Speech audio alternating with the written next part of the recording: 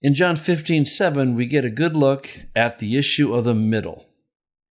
Eon meneta en emoi, kai ta heremata mu en humin mene, ha eon theleta etesaste, kai genesetai humin. Starting with the third class condition, if meneta, subjunctive, right? If you remain in me, and the words of me, my words, remain in you all, then whatever you wish, and what's this? Well, it's from aiteo, isn't it?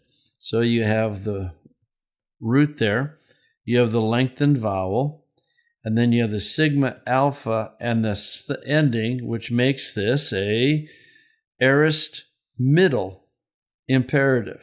You can check morphology book if you need to see it more clearly. So here we have a middle imperative, and it's an aorist middle imperative, which is why we can tell for sure that it is a middle and not a passive. We're going to come back and look at this. And it will be to you all. And you have to translate into English, and the idea is it'll be done for you all. Okay, a couple of things worth looking at here. First of all, what's this who mean? Well, this is one of those datives that we call either a dative of advantage or a dative of disadvantage. And that's contextually decided. If it's a good thing, we call it a dative of advantage. If it's a bad thing, we call it a dative of disadvantage. No difference in form, it's just context. Dative of advantages are pretty easy to translate. You generally will just put word for into it. It'll be done for you. If it's a dative of disadvantage, then you have to look at the context, and it'll be done against you or something along those lines. So this is that use of the dative, either of advantage or disadvantage. And by the way, what is this? Remember when you have a gamma and a vowel and a single nu? What is it? It's ginomai, right? You learn the root as gen. So this is a future middle that has the same basic meaning in the middle as it does in the active, and it will happen for you. Now let's take a look at this, because I think it's an interesting situation. And by the way, you'll notice that it's done for you, for you, for you, standard translation of the dative of advantage. But here you have an aorist middle of aiteo. And if you look it up in Bauer, notice what it says. Okay, it says to ask for with a claim on a receipt of an answer, to ask for, demand. And then it says between active and middle, the distinction between active, ask outright, and the middle, ask as alone, found in ancient grammar, says only very limited validity in our literature. In other words, this is one of those examples where some of the more nice, neat distinctions in classical Greek fall away.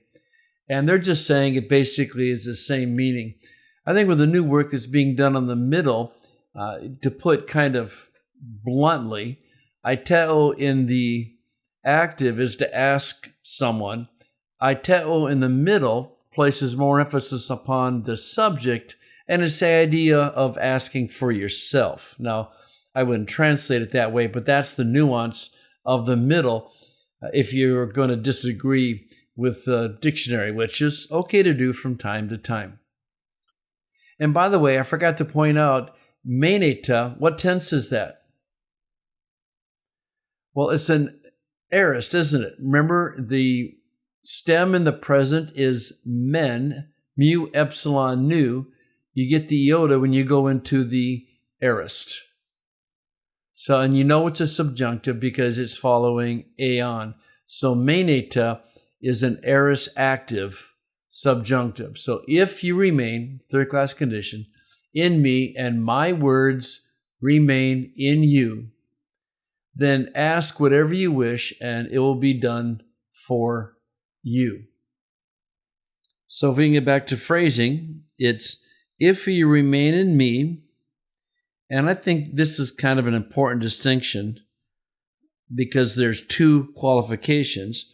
My words remain in you, then whatever you wish, then here's your main verb, right? The imperative, ask, and as a result, it will be for you. But we want to emphasize that etesesta is the main thought in the sentence. So we're going to go up to the if clause and we're going to indent that. This kai is important because, like, you could almost do it this way.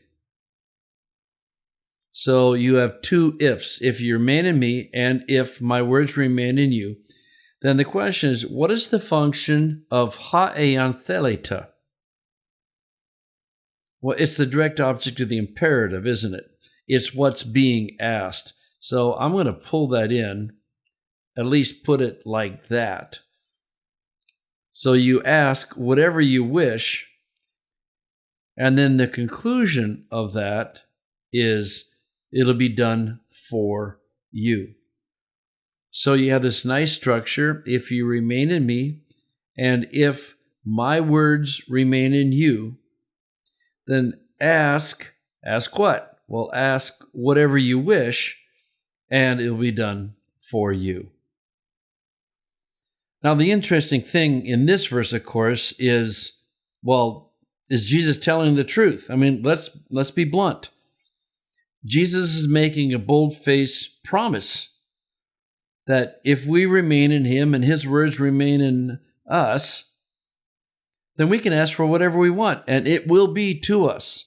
And this is where the boldness in our prayer life comes from. This is where the boldness of coming before the throne of grace to our Heavenly Father.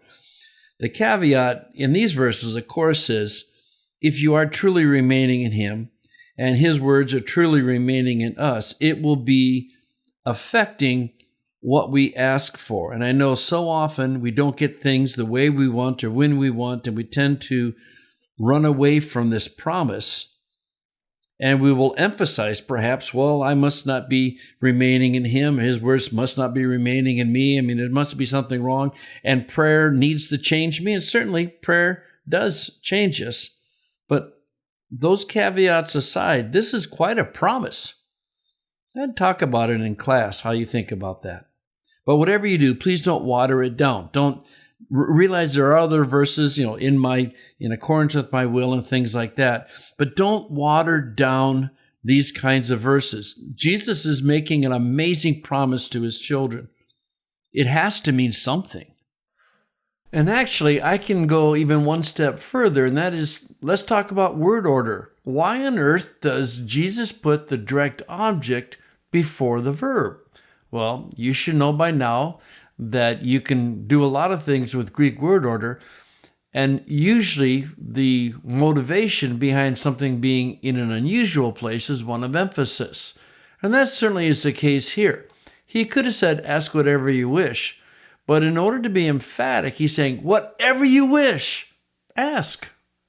So again, these words have to mean something. It's a bold promise. What do they mean?